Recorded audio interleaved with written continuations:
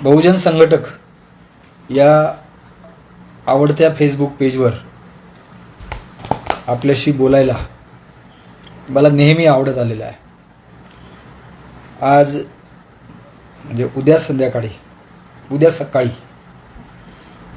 भारताच्या स्वातंत्र्याचा 77वा वर्धापन दिन म्हणजे स्वातंत्र्य दिन आपण साजरा करणार आहोत. इतिहास असं सांगतो की 14 ऑगस्टला रात्री 1947 रोजी पंडित जवाहरलाल नेहरू हे भारताचे पंतप्रधान होते आणि त्यांनी या स्वातंत्र्याबद्दल भाषण केलं आणि भारताचे त्यावेळचे व्हाईसरॉय यांनी 15 ऑगस्टला सकाळी भारताच्या पंतप्रधानांना म्हणजे पंडित जवाहरलाल नेहरूंना भारताचा स्वातंत्र्य ध्वज, ज्याला आता सगळीकडे तिरंगा असं म्हणत आहेत, तो फडकवण्याचा आदेश दिला. आणि तेव्हापासून दर 15 ऑगस्ट रोजी आपण शाळांमध्ये, कॉलेजांमध्ये, सरकारी कार्यालयांमध्ये, खाजगी कार्यालयांमध्ये, संघटनांमध्ये स्वातंत्र्य दिन साजरा करत आहोत. आणि इतिहासामध्ये तेच गेली 77 वर्ष आपण हेच जाणतो की आपण इंग्रजांचे गुलाम होतो. इंग्रजांनी आपल्यावर 150 वर्ष राज्य केलं होतं. मग भारताच्या स्वातंत्र्यवीर लोकांनी यांना हाकलून दिलं आणि त्यांच्या मगरमिठीतून भारत स्वतंत्र केला. आणि त्याचे जे सगळे श्रेय जातात भारतीय जनतेबरोबर काँग्रेसला जातात आणि काँग्रेसच्या राष्ट्रपिता महात्मा गांधीला दिलं जातं. म्हणजे उद्या ज्यावेळी स्वातंत्र्य दिन साजरा होईल, चिरायू हो हा शब्द आपण वापरू, त्यावेळी भगतसिंगांचा फोटो, राजगुरूंचा फोटो, चंद्रशेखर आझादांचा फोटो आणि महात्मा गांधींचा फोटो लावण्यात जाईल. सुभाषचंद्र आणि जल्लोषात उद्या स्वातंत्र्य दिन साजरा करू आपण. फ्लॅग होस्टिंग होईल म्हणजे ध्वजारोहण होईल आणि त्याच्यानंतर मग काही विद्यार्थी किंवा काही लोक भाषणं करतील आणि हा स्वातंत्र्य दिन साजरा केला जाईल. ही परंपरा चालत येत आहे. पण आपण कधी हा विचार केला आहे का इंग्रजांपासून आपल्याला स्वातंत्र्य मिळालं तर आपण इंग्रजांचे खरेच गुलाम होतो का? इंग्रजांनी आपल्यावर खरंच गुलामगिरी लादली आहे का? हा विचार गेल्या 77 वर्षात 15 ऑगस्टच्या दिवशी कोणीही बोलून दाखवत नाही. सारेच्या सारे राष्ट्रीय काँग्रेसचे गुणगान करतात, सारेच्या सारे भारतीय स्वातंत्र्यवीरांचा सन्मान करतात आणि स्वातंत्र्य दिन आपण साजरा करतो. पण आपण असा कधी विचार केला की खरं आता 2024 मध्ये मला माझं स्वातंत्र्य जे मी इंग्रजांपासून मिळवलंय ते मला आता वापरता येतं का? अबाधित ठेवता येतं का? किंवा असं करता येतं का? जसं आता शिक्षणामध्ये, कारण सगळ्या शाळा कॉलेजांमध्ये उद्याचा स्वातंत्र्य दिन साजरा करण्यात येतो. सगळ्या शाळा कॉलेजांमध्ये आता जे रोज शिक्षण विभागाकडून, विद्यापीठाकडून आदेश निघतात ते खरोखर या देशाच्या विद्यार्थ्यांना शिक्षणासाठी स्वातंत्र्य देणारे आहेत. त्यांना प्रॉपर एज्युकेशन, योग्य शिक्षण, चिकित्सक पद्धतीचं शिक्षण, ज्या शिक्षणामुळे त्यांचा स्वतःचा विकास तर होईलच परंतु देशाची प्रगतीसुद्धा होईल, असं शिक्षण त्यांना मिळत आहे का? की त्यांना सुद्धा परीक्षा पद्धतीची गुलामी, कॉलेजची गुलामी, शिक्षा देणाऱ्या प्राध्यापकांची, शिक्षकांची गुलामी पत्करावी लागते. स्वतःच्या चिकित्सक बुद्धीचा वापर आज शाळा कॉलेजांमध्ये किती प्रमाणात होतो? उत्तर आहे होत नाही. उलट ज्या इंग्रजांनी या देशावर गुलामगिरी केली, आपल्याला गुलाम ठेवलं असं आपण म्हणतो, त्या इंग्रजांनी या देशामध्ये शिक्षण प्रणाली आणली, व्यक्तिविकासाची शिक्षण प्रणाली आणली, पर्सनॅलिटी डेव्हलपमेंट याची शिक्षण प्रणाली आणली. त्यांनी मेकॉले कमिशन आणलं, त्यांनी हंटर कमिशन आणलं आणि ज्योतिबा फुले, सावित्रीबाई फुले शिकू शकल्या. त्याच्या आधी काय होतं? त्याच्या आधी जे होतं तेच आता त्याच मनुस्मृतीचं शिक्षण पुन्हा येत आहे की नाही? हा विचार केला पाहिजे. ज्या भारतीय संविधानाने प्रत्येक शब्द संविधान सभेच्या सगळ्या सभासदांनी तावून सुलाखून त्याचा योग्य अर्थ लावून तो त्या संविधानामध्ये वापरला, त्या शब्दांची मोडतोड करणारे हे लोक कोण आहेत आणि ते असं का करतात? भारताच्या संविधानामध्ये उद्देशपत्रिकेत आम्ही धर्मनिरपेक्ष लोक आहोत असा शब्द आहे. सेक्युलर या शब्दाचा अर्थ धर्मनिरपेक्ष होतो. पण यावर्षी जे पाठ्यपुस्तकं छापल्या गेली केंद्र सरकारकडून, राज्य सरकारकडून, विद्यापीठाकडून, आणि त्याच्यामध्ये ज्या पहिल्या पानावर भारताच्या संविधानाची उद्देशपत्रिका छापण्यात आली त्याच्यावर सेक्युलर या शब्दाचा अर्थ पंथनिरपेक्ष केला, धर्मनिरपेक्ष गाळला. मग आता धर्मनिरपेक्ष आणि पंथनिरपेक्ष याच्यामध्ये काय फरक आहे? ना शिक्षक सांगत नाही, ज्याने हे पुस्तक तयार केलं त्यालाही माहिती नाही, प्रकाशकाला, त्याच्या डोक्यातून ही भन्नाट आयडिया निघाली तो कोण होता हे त्याला समजतं का? ज्या देशाचा संरक्षण मंत्री विमान विकत घेतो भारतासाठी, भारतात ते उतरतं आणि त्याची पूजा करायसाठी त्या विमानाच्या चाकाला लिंबू आणि मिरची लावून त्याची पूजा करतो, तो संरक्षण मंत्री अपने को धर्मनिरपेक्ष नहीं चाहिए, उसके बदौलत पंथनिरपेक्ष चाहिए हे म्हणतो आणि आपण सगळे ऐकतो. जे संपूर्ण वैज्ञानिक दृष्ट्या जे विमान तयार होतं त्या वैज्ञानिक दृष्टीला डावलून हा लिंबू मिरची घालून त्याच्यावर त्याची पूजा करतो. यापेक्षा या देशामध्ये राज्य करणाऱ्या, लोकशाही पद्धतीने राज्य करणाऱ्या या लोकांच्या मानसिकतेला काय म्हणावं? हे काय इंग्रजांचे गुलाम आहेत? उत्तर आहे नाही. इंग्रज आपल्या देशामध्ये आले त्याच्यामुळे आपल्याला गुलामीचा अर्थ कळला, परंतु आपल्यावर जी गुलामी लादल्या गेली ही चातुर्वर्ण व्यवस्थेची गुलामी होती, ही वर्णाधिष्ठित गुलामी होती, ही ब्राह्मणांनी लादलेली, ब्राह्मण, क्षत्रिय, वैश्य आणि शूद्र यांच्या विसंगतीवर आधारलेली ही गुलामी आज तागायत जशीच्या तशी आहे हे आपण का लक्षात घेत नाही? उदाहरणार्थ आपण थोडासा विचार करूया की ज्या ज्या लोकांनी भारताच्या स्वातंत्र्य लढ्यात योगदान दिलं त्या लोकांच्या बद्दल आपल्या मनामध्ये, आपल्या इतिहासामध्ये काही शिकवलं जातं का? उदाहरणार्थ आपण लोकमान्य टिळकांचा फार गौरव करतो, उदाहरणार्थ आपण स्वातंत्र्यवीर सावरकरांचा फार गौरव करतो. म्हणजे ब्राह्मण्य व्यवस्थेत जे सर्वश्रेष्ठ ठाणी आहेत त्यांचा आपण आजही गौरव करतो.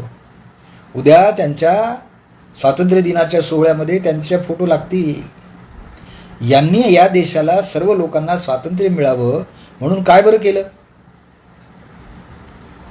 उत्तर यांनी काहीच केलं नाही. स्वतःचा लौकिक वाढवून घेतला आणि आपलं वर्चस्व कायम राहण्यासाठी, ब्राह्मणी समाजाचं वर्चस्व कायम राहण्यासाठी ते सतत प्रयत्नशील असतात. मग तरीही आपण स्वातंत्र्य दिन मनवायचा? मग ठीक आहे, आपण आता हा स्वातंत्र्य दिन केला पाहिजे. उद्या 15 ऑगस्ट आहे. 15 ऑगस्टला 2 फार महत्त्वाच्या गोष्टी घडल्या बा. पहिली एक गोष्ट घडली की 15 ऑगस्ट 1947ला मुंबईच्या आझाद मैदानावर शेतकरी कामगार, कारखान्यामध्ये काम करणारे कामगार यांचा मोठ्या प्रमाणात मोर्चा काढला होता आणि त्या मोर्चाचं नेतृत्व करत होते त्यावेळचे लोकशाहीर अण्णाभाऊ साठे, ज्यांना सुरुवातीला कॉम्रेड अण्णाभाऊ म्हणजे कम्युनिस्ट पक्षाचे तारणहार असं म्हणायचे, लोकशाहीर म्हणायचे आणि पुढे बाबासाहेब आंबेडकरांचे अनुयायी म्हणायचे. पण तरीही त्यांच्या मागे लपून बसलेली जात ते आपण शोधून काढली आणि तीच वारंवार उखरत राहिलो आणि त्याच्यामुळे खऱ्या अर्थाने भारतरत्न किंवा साहित्यरत्न ज्या पहिल्या माणसाला मिळाला पाहिजे त्या अण्णाभाऊ साठेंच्या एवढ्या कादंबऱ्या आहेत, एवढ्या कथा आहेत आणि जगात लाजवील इतक्या सुंदर रीतीने त्या लिहिलेल्या आहेत, त्यांना आपण साहित्यरत्न अण्णाभाऊ साठे म्हणत नाही, त्यांना आपण भारतरत्न अण्णाभाऊ साठे म्हणत नाही, मग त्यांना आपण महाराष्ट्र भूषण म्हणत नाही. आपण ब्राह्मण समाजातल्या कोणत्या तरी एखाद्या माणसाला ती पदवी देतो आणि साठेंच्या ऐवजी कुसुमाग्रजांना ती पदवी देतो. म्हणजे जातीवरच पाहिलं जातं. ज्या देशात जाती आहेत तिथे स्वातंत्र्य कसलं. आणि म्हणून अण्णाभाऊ साठेंनी 15 ऑगस्ट 1947 साली मुंबईच्या आझाद मैदानावर प्रचंड मोठा मोर्चा काढला. त्या मोर्चाचा नारा काय होता? ये आजादी झूठी है, देश की जनता भूकी है. ज्या देशामधली 70, 75, 85% जनता उपासमारीने रडत आहे, त्या देशाला स्वातंत्र्य मिळू शकते? त्या देशाने आपली आझादी व्यक्त करावी. आणि म्हणून अण्णाभाऊ साठे त्यावेळी म्हणतात की नाही, हे स्वातंत्र्य नाहीच. आणि एका साहित्य संमेलनाच्या अध्यक्षपदावरून ते बोलतात, हा मूर्खपणा आहे आपल्याला ब्राह्मण लोकांनी दिलेला. ही पृथ्वी नागाच्या डोक्यावर तरलेली नसून ती श्रमिकांच्या, कामगारांच्या तळहातावर तरलेली आहे. जितके या देशाचे श्रमिक, कामगारी, शेतकरी लोक काम करतात, त्यांच्या भरोशावर ही पृथ्वी जिवंत राहते, त्याच्या भरोशावर देश जिवंत राहतो. हे अण्णाभाऊ साठे ते सांगतात. आणि तरीही आपण ही पृथ्वी शेषनागाच्या फण्यावर उभारलेली आहे. हे विष्णूंनी हे जग निर्माण केलेलं आहे, हे ब्रह्म्याने जग निर्माण केलेलं आहे, हे शंकराने जग निर्माण केलेलं आहे, हे त्रिदेव आहेत. हे अजून किती दिवस चालवणार आपण? 77 वर्षाच्या स्वातंत्र्याच्या इतिहासात दरवर्षी गणेश चतुर्थी साजरी करतो आपण. पण कधीतरी आपल्या डोक्यात ज्याला कोणाला गणेश उत्सव साजरा करायचा आहे त्याच्या मागचा इतिहास कळला का? शंकर कैलास पर्वतावर जातात आणि पार्वती बिचारी एकटी घरी राहते. आणि तिच्या अंगावर एवढा मळ झालेला असतो की ती आंघोळ करते तेव्हा तिच्या शरीरातला 5 किलो मळ निघतो. आणि त्या मळाचा ती गणपती बनवते, गजानन बनवते. आणि त्याच्यामध्ये ती प्राण घालते. तो पार्वतीचा, शंकर पार्वतीचा मुलगा गणेश. पुढे त्याचं काय होतं? पुढे जेव्हा शंकर येतो घरात, त्याला म्हणतात, हे कसा काय मुलगा आला, हा मला कसा काय अडवतो? आणि तो त्याचं मुंडकं छाटतो. यावेळी पार्वती म्हणते, हो हा तुमचा मुलगा आहे, हा आपला मुलगा आहे, याला जिवंत करू नका.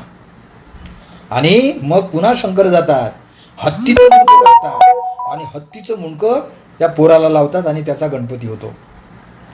काय चमत्कृतीपूर्ण कथा आहे. आणि तरीही दरवर्षी भारतभर 10 दिवसीय गणेश उत्सव सुरू असतो. कोणाच्या डोक्यात विचार येत नाही की हे कोणाच्या, याचं कारण काय असलं पाहिजे? कधीच सापडत नाही आपल्याला. याचं कारण असतं की आरती म्हणणारा कोण असतो, फुलं वाहणारा कोण असतो, सकाळ संध्याकाळ लोकांना प्रबोधन करणारा कोण असतो, त्याच्या बदल्यात त्याला काय मिळतं आणि तुम्हाला काय मिळतं. आणि 10व्या दिवशी त्याला बाप्पा मोरया करून टाकायचं. डोकंच वापरायचं नाही. जे चालत आलेलं आहे तेच चालत राहणार. हे ज्यापर्यंत आपल्या देशामध्ये राहील तोपर्यंत आपला देश स्वातंत्र्य उपभोगू शकत नाही. हे लक्षात घेतलं पाहिजे. ही बाब अण्णाभाऊ साठेंनी सांगितली, आपल्या सगळ्या पुस्तकांमधून सांगितली. अतिशय एकापाठी एक दर्जेदार कथासंग्रह त्यांनी लिहिले, एकापाठी एक कादंबऱ्या त्यांनी लिहिल्या. परंतु त्या ना अभ्यासक्रमात आल्या, ना त्या वाचनात आल्या, ना लोकमानसांमध्ये त्याचा प्रभाव पडला. अण्णाभाऊ साठेंचं नाव झालं आणि अण्णाभाऊ साठे मातंग समाजाचे आहेत, एवढं झालं. ते मातंग समाजाचे असल्यामुळे बाबासाहेब आंबेडकरांना मानणारे असले तरीही मातंग समाजाने अद्यापपर्यंत पूर्णपणे बाबासाहेब आंबेडकरांच्या विचारांना सांभाळून घेतलं नाही. ही वस्तुस्थिती आहे. त्या अण्णाभाऊ साठेंनी 15 ऑगस्टच्या दिवशी मोर्चा काढला स्वातंत्र्याबद्दल. तो मोर्चा ज्या कारणासाठी काढला ती कारणं अद्याप कायम आहेत की संपलेली आहेत हे आपण लक्षात नको घ्यायला. देश की जनता भुकी आहे हे एकीकडे त्यांनी म्हणतात 1947ला, आणि आमचे पंतप्रधान 70 कोटी लोकांना फुकट अन्न वाटतात. आमचे मुख्यमंत्री लाडक्या बहिणीला सीधा हाटा देतात, आनंदाचा सीधा हाटा देतात, भुके कंगाल करतात. हा या देशाचा स्वातंत्र्याचा नकाशा आहे. हे या देशाचं स्वातंत्र्य आहे. लाडक्या बहिणी योजनेसाठी आता एवढे पैसे त्यांच्या खात्यात जमा होतील. कुठून कमावले यांनी पैसे? एवढे पैसे आणले कुठून? तुमचा पगार कमी केला, तुम्हाला लागणाऱ्या सुखचैनीच्या गरजा कमी केल्या. तुम्ही कधीतरी तुम्ही ज्या विमानात बसता त्या विमानाचं तिकीट तुम्ही तुमच्या पैशाने काढलं. सारा जनतेचा पैसा आहे आणि तो तुम्ही जनतेला अशा पद्धतीने वाटता की ती तुम्ही दिलेली भीक आहे. आणि आम्ही सगळे गुलाम झालेले लोक, पारतंत्र्यात राहणारे लोक यांच्या मागे लागतो. कसला स्वातंत्र्याचा अमृत महोत्सव साजरा करायचा. आणि काय आता अलीकडे निघालं, ज्या RSSने, ज्या BJPने भारताच्या स्वातंत्र्य झेंड्याला म्हणजे तिरंगा या झेंड्याला विरोध केला, RSS नावाच्या त्यांच्या संघटनेने कितीतरी काळपर्यंत स्वातंत्र्य झेंड्याचा अपमानच केला, ते आज घरघर तिरंगा फिरवत आहेत. आणि पहा काय गंमत आहे की निवडणुकीसाठी पक्षाचे झेंडे फुकट मिळतात, निवडणुकीसाठी पक्षाचे बॅनर फुकट वाटले जातात आणि तिरंगा झेंडा मात्र विकत घ्यावा लागतो. तो फुकट मिळत नाही, त्याच्यासाठी पैसा खर्च होत नाही. आणि तरी आपण स्वातंत्र्याचा जल्लोष करायचा. हे अण्णाभाऊ साठेंचं झालं. अजून एक दुसरा सगळ्यात महत्त्वाचा क्षण आहे उद्याच्या दिवशी 15 ऑगस्टला. उद्या वामनदादा कर्डक नावाच्या लोकशाहीराची जयंती आहे. उद्या त्यांचा जन्म आहे 15 ऑगस्ट. कोण होते लोकशाहीर अण्णाभाऊ वामनदादा कर्डक? ज्या बुद्धिस्ट समाजाच्या आता संदर्भातल्या सगळ्या समस्यांवर सारा भारतभर रणकंदन सुरू आहे. सुप्रीम कोर्टाच्या 5-6 न्यायाधीशांनी काय निर्णय दिला अनुसूचित जातीच्या विरोधात, आरक्षणाच्या विरोधात, आणि त्याचं अबकडं सुरू करा, त्याला क्रिमिनल लेयर लावा, तो अधिकार राज्यांना द्या. कोण आहे ते लोक सांगणार आहे? हे न्यायाधीशाच्या पात्रतेचे आहेत? संविधानाने जो कायदा केलेला आहे त्या कायद्याचा अर्थ तुम्ही अशा पद्धतीने सांगणार? त्यावेळी बाबासाहेब आंबेडकरांनी जे संविधान लिहिलं त्या संविधानाचा एक एक शब्द या देशातील प्रत्येक लोकांनी, विद्यार्थ्यांनी, महिलांनी, पुरुषांनी, सर्व लोकांनी, नागरिकांनी वाचला तर आणि तरच स्वातंत्र्याचा अर्थ आपल्याला कळेल. नाही तर ज्याप्रमाणे आपण गणपती उत्सवाला की गणपतीला दर्शन करतो, त्याच्याकडे हे नैवेद्य ठेवतो आणि आपण त्याला दान म्हणून पैसे वाटतो, त्याच्या दानपेटीत त्याने आपलं झालं का? कधीतरी गणपतीने तुम्हाला कधी काही वरदान दिलंय? कधी दिलेलं नाही. आपण गुलामची गुलाम, आणि गुलामीत राहणं आपल्याला परत पसंत आहे. बाबासाहेबांमुळे जे 335 कलमांमुळे ज्या लोकांना रिझर्वेशन मिळालं आणि ते सेवा आणि पदांमध्ये नोकरीत लागले, मोठे मोठे आपलं आयुष्य बदलून गेलं, त्यांनी वैयक्तिक जीवनाचं आयुष्य बदलून गेलं. पण बाबासाहेब आंबेडकरांनी दिलेला विचार त्यांनी केलाय का? साधं 77 वर्ष झाले मी आता अनेक शाळा महाविद्यालयांमध्ये आज जाऊन आलो आणि त्यांना प्रश्न विचारला की उद्या तुम्ही स्वातंत्र्याचा राष्ट्रध्वज कसा फडकवणार? बहुतेक शाळांच्या प्राचार्यांचं, मुख्याध्यापकांचं उत्तर आलं, सर नेहमीप्रमाणे फडकवायचा असतो. म्हटलं नेहमीप्रमाणे फडकवायचा असतो म्हणजे काय? तर म्हणे काही नाही, सकाळी विद्यार्थी येण्याच्या आधी आमचे जे फिजिकल एज्युकेशनचे जे टीचर असतात किंवा आमच्यामधले जे एखादे टीचर असतात ते आधीच त्या झेंड्याला आपल्या दोरीने बांधतात आणि झेंडावर लटकवतात. आणि ज्यावेळी पाहुणे येतात, गेस्ट येतात किंवा प्रिन्सिपाल किंवा अध्यक्ष येतात त्यावेळी ते फक्त त्या झेंड्याची दोरी ओढतात आणि झेंडा फडकवला जातो आणि सगळे जल्लोष करतात. म्हटलं अशा रीतीने स्वातंत्र्याचं ध्वजवंदन आपण करत असतो. हे कोणी सांगितलं? कुठून आले? त्याचं काय कारण आहे? उत्तर आहे काहीही दिलेलं नाही. म्हणजे बघा 77 वर्ष झाले शाळा महाविद्यालयामध्ये आणि प्रशासकीय व्यवस्थेमध्ये स्वातंत्र्याचा झेंडा कोणत्या वेळी कसा फडकवावा हे निर्देश असताना, याचा इतिहास असताना तो आपल्यापासून लपून ठेवला जातो आणि आपल्या लक्षात सुद्धा येत नाही.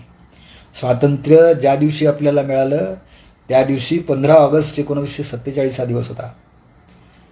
त्या दिवशी आपल्याला जरी स्वातंत्र्य मिळालं तरी प्रशासकीय व्यवस्थेमध्ये इंग्रजांचंच राज्य आपल्यावर होतं. व्हाईसराय हा प्रमुख होता.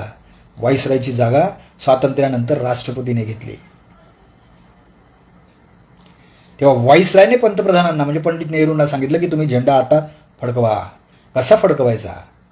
त्यांनी सांगितलं की 15 ऑगस्टला झेंडा असा फडकवायचा की तुम्ही स्वतः त्या झेंड्याची घडी करायची, तो त्या दोरीत गुंडाळायचा, त्याला बरोबर गाठ मारायची आणि तुम्ही तो स्वतः वर न्यायचा झेंडा. ते दोरीने चालत चालत वर न्यायचा, म्हणजे खालून वर नेत आणि नंतर तिथे फडकवायचा. असा झेंडा 15 ऑगस्टला फडकवायचा असतो. किती शाळा महाविद्यालयातील लोकांना माहिती आहे? काहीच माहिती नाही. बस नेहमीप्रमाणे हा शब्द असतो त्यांचा. त्यांना लगेच दुसरा प्रश्न विचारला की ठीक आहे, 15 ऑगस्टला तुम्ही जसं करता तसं, मग 26 जानेवारीला आपण हाच झेंडा फडकवतो ना, मग त्यावेळी तुम्ही कसं करता? नाही सर, आम्ही असंच करतो. मग त्यावेळी तुम्ही, आता मी जसं तुम्हाला सांगितलं की खालून दोरी ओढत न्या झेंड्याची आणि तिथे फडकवा, तसं तुम्ही करणार? तसं नाही. स्वातंत्र्य दिन हा आपल्याला गुलामीतून मुक्त करणारा दिन आहे. परंतु प्रजासत्ताक दिन जे लोकांचं राज्य आलेलं आहे, लोकांनी ठरवलेलं आहे, आणि कसं सरकार चालावं, लोकांसाठी लोकांनी चालविलेले सरकार. लोक इथे महत्वाचे आहे. जे मतदान करतात तो मतदान राजा आहे.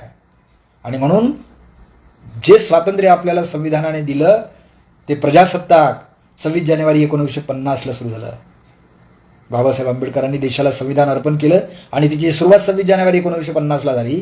त्यावेळी बाबासाहेबांच्या आणि राष्ट्रपती राजेंद्र प्रसाद, पंडित जवाहरलाल नेहरू, सरदार वल्लभभाई पटेल या लोकांनी आधीच झेंडा वर नेऊन ठेवलेला.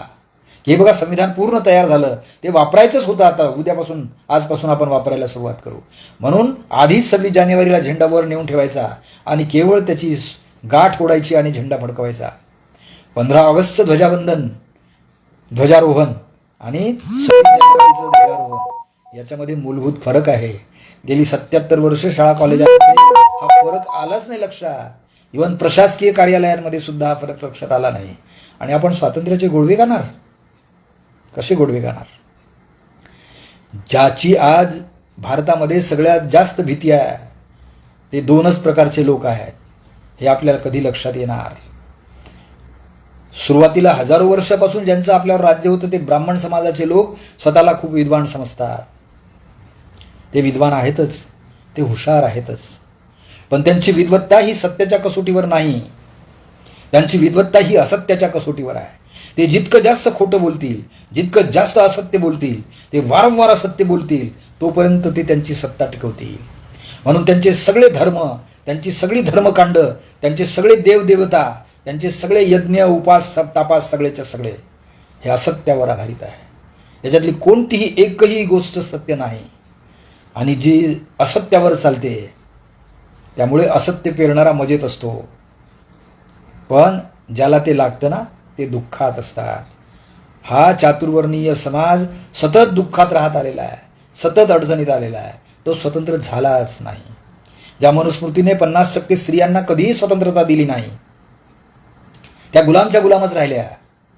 भारताच्या संविधानामुळे त्यांना स्वातंत्र्य मिळालं. आज आपल्या देशामधल्या कुठल्याही मंदिराची पुजारी स्त्री नाही, कारण ती मनुस्मृतीने चालवत आलेली प्रथा आहे. पण बाबासाहेबांच्या मनुस्मृतीमुळे, संविधानामुळे आज स्त्री या देशाची राष्ट्रपती होऊ शकते. आज स्त्री या देशाची राज्यपाल होऊ शकते, नव्हे स्त्री या देशाची मुख्यमंत्री होऊ शकते. इतका समानतेचा दर्जा ज्या डॉक्टर बाबासाहेब आंबेडकरांनी दिला त्या बाबासाहेबांच्या बद्दल आपण विचार करत नाही. आणि ब्राह्मण जातीला जे या असत्यावर आधारित आहेत ते फक्त एक गोष्टीला घाबरतात, ते बाबासाहेब आंबेडकरांच्या विचारधारेला. म्हणून बाबासाहेब आंबेडकरांची विचारधारा यांच्यापर्यंत नीट पोहोचूच नाही. बाबासाहेब आंबेडकरांचं दैवतीकरण करायचं, त्यांना देव करायचं, जसं त्यांनी भगवान बुद्धांना दैवतीकरण करून टाकलं आणि भगवान बुद्धाच्या सगळ्या बुद्ध विहारांमध्ये केवळ पूजा अर्चा प्रार्थना चालत राहतात आणि भगवान बुद्ध देव होतात. आणि मग त्याच्यावरच्या कथा हेच लोक सांगतात की 28 बुद्ध झाले, 21 बुद्ध झाले, आणि काय बुद्ध अवतार झाला, परमेश्वराचा तो 10वा अवतार आहे, 9वा अवतार आहे. काय काय कथा करतात. तेच आता बाबासाहेब आंबेडकरांच्या नियमात आयुष्याबद्दल येते की काही शंका आहे. आणि म्हणून वामनदादा कर्डक ज्यांची उद्या जयंती आहे त्यांनी एक गाणं लिहिलं अतिशय सुंदर. वामनदादाचं प्रत्येक गाणं अतिशय सुंदर आहे.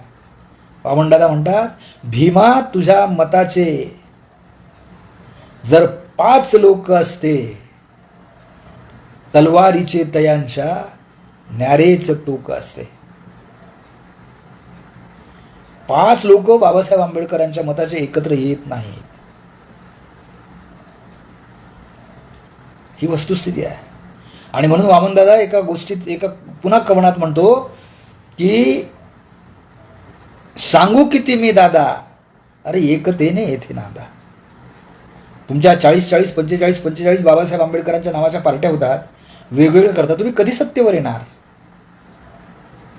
तुम्ही येऊच शकत नाही. म्हणून सांगू किती मी दादा, अरे एकतेने येथे नांदा. आणि ज्यावेळी हे गाणं लिहिलं त्यावेळी महत्वाचे 2 रिपब्लिकन पक्ष होते महाराष्ट्रात. एक अमरावतीचा दादासाहेब गवईंचा आणि एक चंद्रपूरचा राजाभाऊ खोब्रागडेंचा.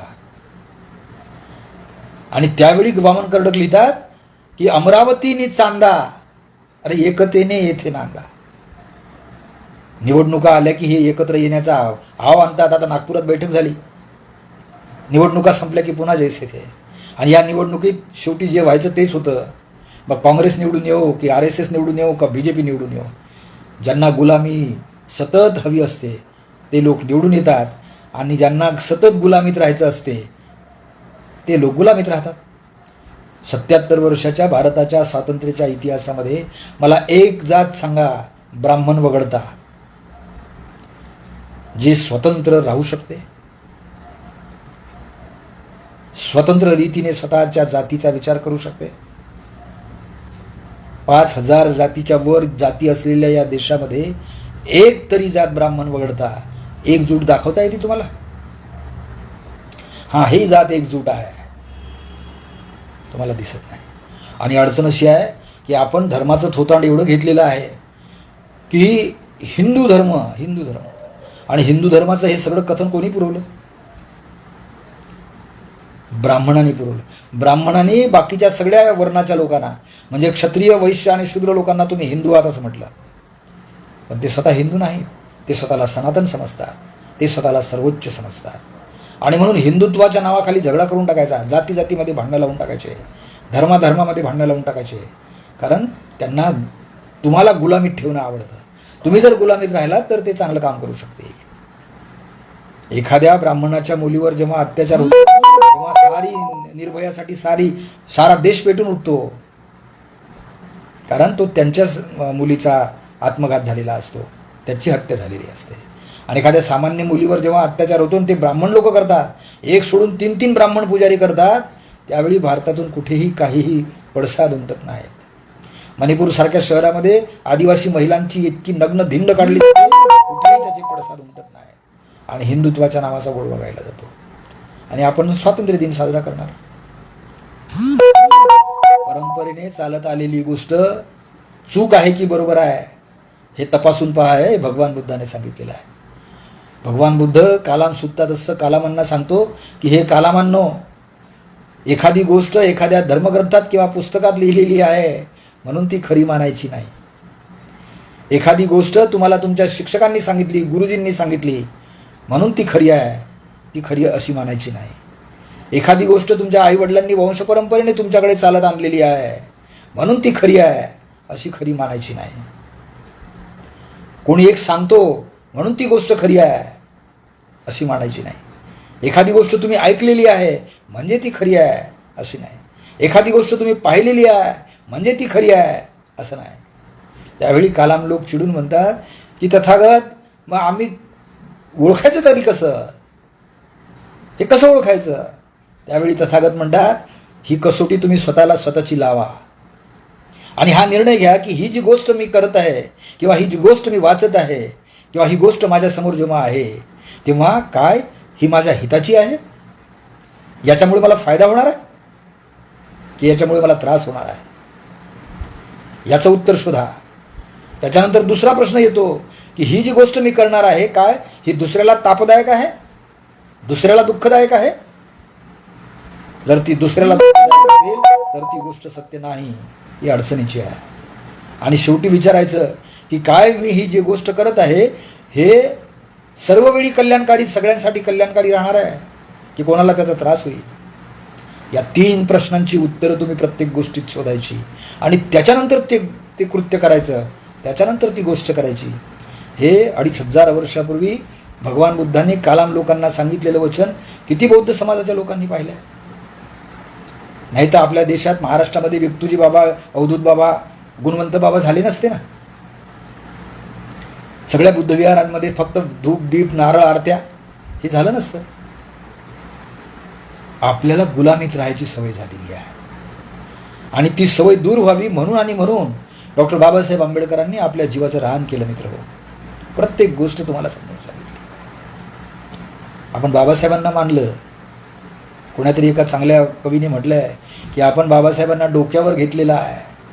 डीजे करून त्यांच्या नावाच्या गाणी गातोय, आपण नाचतोय, डोक्यावर घेऊन नाचतोय. बाबासाहेब आपले देव आहेत. बाबासाहेब डोक्यात नाही गेले. बाबासाहेब आपल्या विचारात नाही आले. बाबासाहेब आपल्या कर्तृत्वात नाही आले. बाबासाहेब आपल्या वाणीत आले फक्त. आणि वाणीचे जे 2 प्रकार असतात, वाणी आणि वैखरी. ज्याला जी आवडते ते बोलतो, पण जे आवडो की न आवडो, पण ते सत्य आहे ते जे बोलतो, याचा फरक आपण कधीच करत नाही. स्टेजवर भाषणं देणारी माणसं जेव्हा या सत्या असत्याशी मन केले ग्वाही, मानी येले नाही बहुमता असं म्हणतात, त्यावेळी ते खरं असतं. पण लोकांच्या मनोरंजनासाठी, आपल्या मोठेपणासाठी आपण जेव्हा असं बोलत राहतो, तेव्हा आपण गुलामीकडेच जात आहोत हे लक्षात येतं. आणि म्हणून मोठे मोठे लोक जेव्हा आता काँग्रेसच्या बाजूने बौद्ध समाजाचे लोक जातात, बाबासाहेब आंबेडकरांचा विचार कुठे करणार? का बाबासाहेब आंबेडकरांचा विचार काँग्रेसवाल्यांनी केलाय? इतके वर्ष ते सत्तेत होते. बाबासाहेब आंबेडकरांचा विचार प्रशासकीय यंत्रणेत असणारे 75% ब्राह्मण यांनी केलाय. बाबासाहेबांचा विचार, ज्या देशाची न्यायव्यवस्था सगळी सुप्रीम कोर्टापासून खालच्या कोर्टापर्यंत चालते, त्या न्यायाधीशांनी जे 95% पेक्षा जास्त ब्राह्मण समाजाचे आहे, त्यांनी बाबासाहेबांचा विचार केलाय. आणि 77 वर्ष झाले आपण आझादी का अमृत महोत्सव साजरा करणार. उद्या आपल्या पोरांचं भविष्य आहे, उद्या आपल्या हातात. त्यांना कोणत्या शाळेत पाठवणार, कोणता विषय देणार, आणि तो विषय घेऊन तो पुढे काय करणार. आज पहिल्या वर्गात जायसाठी विद्यार्थ्याला 36,000 पासून 75,000 रुपये वर्षाला भरावे लागतात. हे संविधानाचं तत्व होतं शिक्षणाचं. आणि तरी आपण उद्या आपल्या मुलांना या आझादीच्या यात्रेमध्ये आनंदाने नाचायला पाठवणार. त्यांच्यावर हे कधी संस्कार करणार की तुला स्वतंत्र रीतीने या देशामध्ये जगायचं आहे, तुला जे आवडेल ते तुला करता आलं पाहिजे, जे इतरांच्या सुद्धा आवडीचं असेल, असं शिक्षण देण्याची व्यवस्था आपण कधी केली आहे? कधीच केली नाही. रोज नेहमीची येतो पावसाळा, या पद्धतीनं हे सण उत्सव येत राहतात आणि आपण ते साजरे करत राहतो. आपल्यामध्ये बदल मात्र होत नाही. आणि हे मला प्रामुख्याने बुद्धिस्ट समाजाच्या लोकांसाठी सांगायचं आहे. बाबासाहेबांच्या शिक्षणामुळे त्या बुद्धिस्ट समाजाच्या लोकांमध्ये प्रचंड बदल झालेला आहे. त्यांना ताकद आली, संघर्ष करण्याची आली, त्यांची भाषा अतिशय तीव्र झालेली आहे आणि त्यांच्यामध्ये कर्तृत्व पण सुद्धा आलेलं आहे. अडचण एकच आहे की ते 4 लोक एकत्र येत नाही. वेळ आली की फक्त देखावा करतात. ते ज्या दिवशी एक होतील ना, त्या दिवशी या देशाला स्वातंत्र्य मिळेल. स्वातंत्र्य बाहेरून मिळत नसतं. इंग्रजांनी आपल्याला स्वातंत्र्य केलं म्हणून आपल्याला स्वातंत्र्य नाही मिळालं. आपण स्वातंत्र्य झालोय का? स्वातंत्र्याचा अर्थ आपण स्वीकारला पाहिजे. स्वातंत्र्याच्या जाहीरनाम्यामध्ये स्वातंत्र्य, समता, बंधुभाव, न्याय, समानता या गोष्टी आल्या पाहिजेत. या गोष्टी आपल्या देशामध्ये शिक्षणामध्ये शिकवल्या जातात. या गोष्टी आपल्या समाजामध्ये पेरल्या जातात. या गोष्टी आपल्या देशाच्या राजकारणामध्ये आणल्या जातात. या गोष्टी आपल्या देशाच्या प्रशासनात आणल्या जातात. या गोष्टी आपल्या देशाच्या न्यायव्यवस्थेत आणल्या जातात. क्वचितच सापडतं असं. पण उत्तर आहे काही फायदा नाही. म्हणून 77 वर्षानंतर जर आपण आताही गुलामीतच राहणं पसंत करत असू तर तुमचं भाग्य तुम्हाला लखला बसो. कारण भाग्य हा शब्द हिंदू संस्कृतीचा अतिशय महत्त्वाचा शब्द आहे. हे 2 शब्द आहेत, भाग्य आणि नशीब. भाग्य म्हणजे भविष्य आणि नशीब म्हणजे भूतकाळ. वर्तमान काळात मरा, हा विषय आहे. मला आपण ऐकून घेतलं याबद्दल मी आपले मनपूर्वक आभार मानतो आणि थांबतो. जय हिंद.